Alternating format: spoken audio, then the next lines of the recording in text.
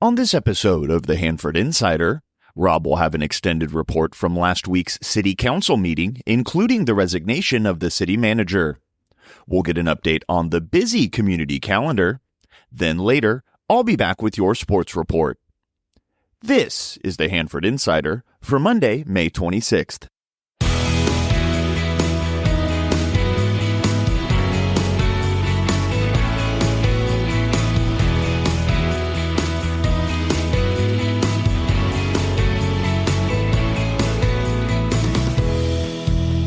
This is the Hanford Insider, the podcast where we dive into what makes our community tick.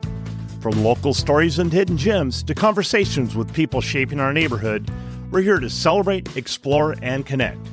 I'm your host, Rob Bentley. Whether you're new to Hanford or a longtime local, this is your source for everything happening in our town. From events and news to conversations with people who make Hanford such a unique community. I hope you enjoy the format. This week, I don't have a guest, but instead, I'll give you an expanded report from the Hanford City Council meeting last week. Now let's take a look at some of this week's community news. I am releasing this episode a little earlier this weekend due to the holiday. Of course, Monday is Memorial Day, and I hope you'll join us at the Marine Corps League Avenue of Flags at the Grangeville Cemetery. The flags will go up at 7 a.m. on Saturday morning and remain flying until 2:30 p.m. on Memorial Day. The official ceremony will take place on Monday at 9 a.m. The guest speaker will be Jeffrey Findley, and I'll be performing taps. They're adding 10 new flags this year, bringing the total up to an impressive 1,034.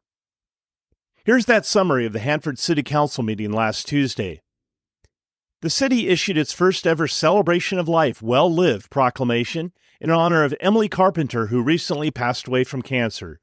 She was our reigning Miss Kings County, but she meant so much more to the community with her nonprofit, Golden Positivity.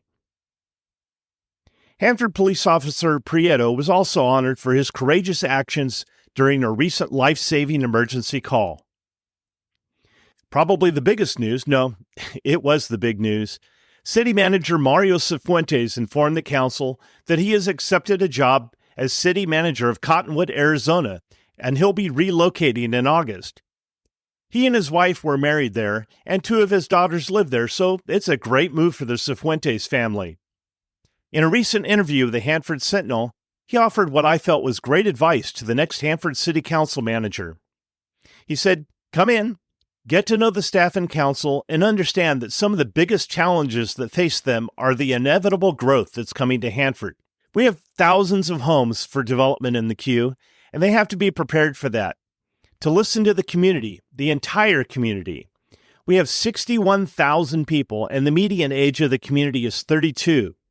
That's not the audience who regularly attends council meeting, so keep a broad view and understanding that there's a larger community out there, and that's who we serve."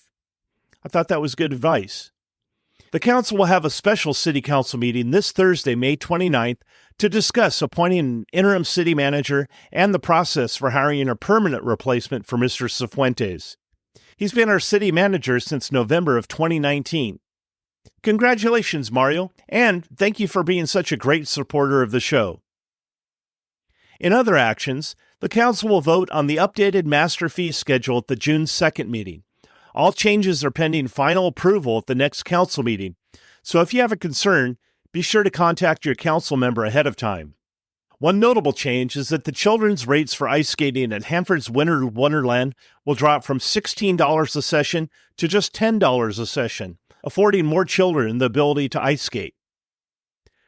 The council is exploring more access opportunities for seniors to the Longfield Center, making it free. They're also exploring options for inexpensive family memberships. As for the lighting at the Bob Hill Youth Athletic Facility, council directed staff to provide a proposal using general fund reserves to replace the failing lights. This has been a concern of parents during this past season. Over several delays of the public hearing about the new Live Oak subdivision in southwest Hanford, the council finally reached a deal with San Joaquin Valley Homes for extensive park upgrades in lieu of redesigning the streetlights. The new 5-acre park will have picnic arbors, grills, and built-in cornhole games, a first for Hanford. Finally, the council received an update about that signal light at 10th Avenue and East Lacey Boulevard Cross your fingers. It sounds as if that pole arrives this week and will be installed next week. The Public Works Department wanted to thank everyone for their patience during the extended repair process.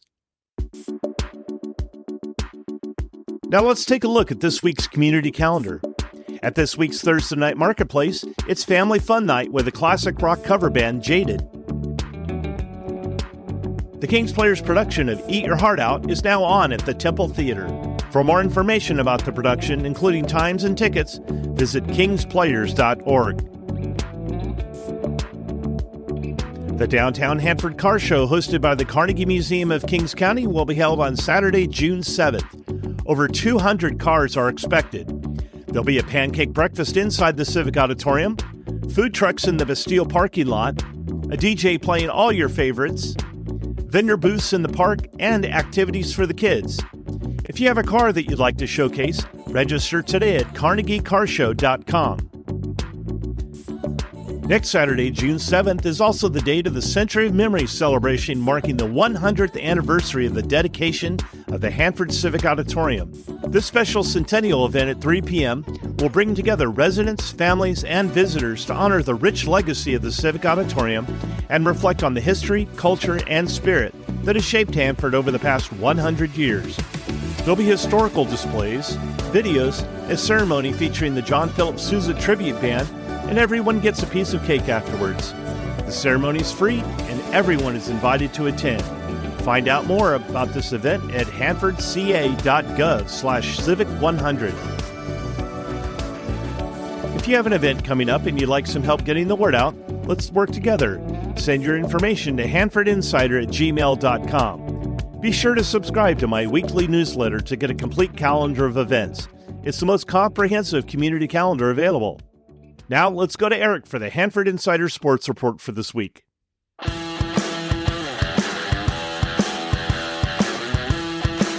And now it's time for Hanford Insider Sports with Eric Bentley.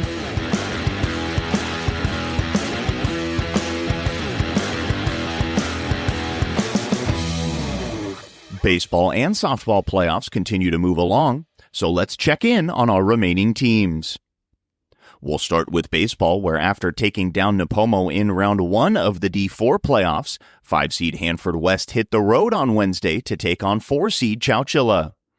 Tied at 1 after 3 innings, the Huskies erupted for 8 runs in the 4th to take a 9-1 lead. The Tribe would not go away, though, scoring in each of the final 3 frames, but a 2-run Hanford West 6th inning proved to be the difference as the Huskies got the round 2 upset, taking down Chowchilla 11-9. Seniors Landon Silva and King Mitri paced the Hanford West offense with 3 RBI apiece in the win.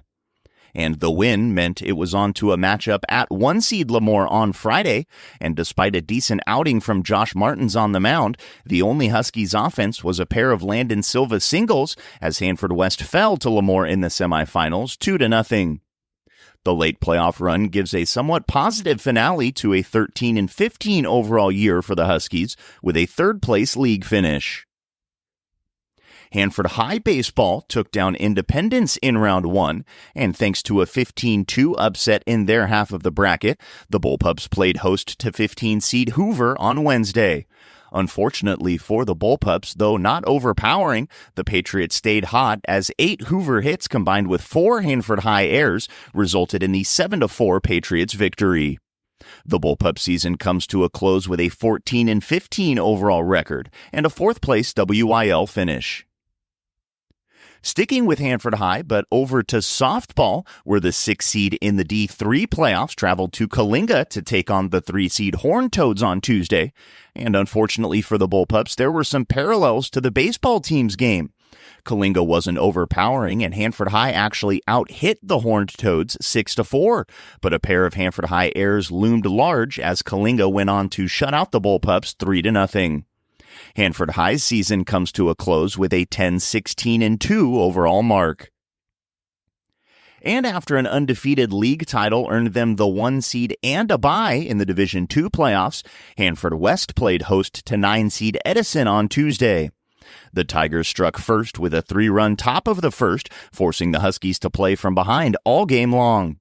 Neither team saw any offense until the bottom of the sixth when a 2 RBI Kieran Noon's double pulled the Huskies to within 1, but they would not get any closer, falling to Edison in round 2 by a score of 3-2. Despite not picking up a win in the playoffs, Hanford West finishes a nice season, going 19-7 overall with that undefeated Tri-County Kings League title.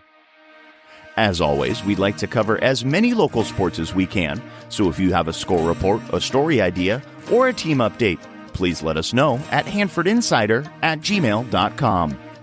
I'm Eric Bentley, and this has been your Hanford Insider Sports Report.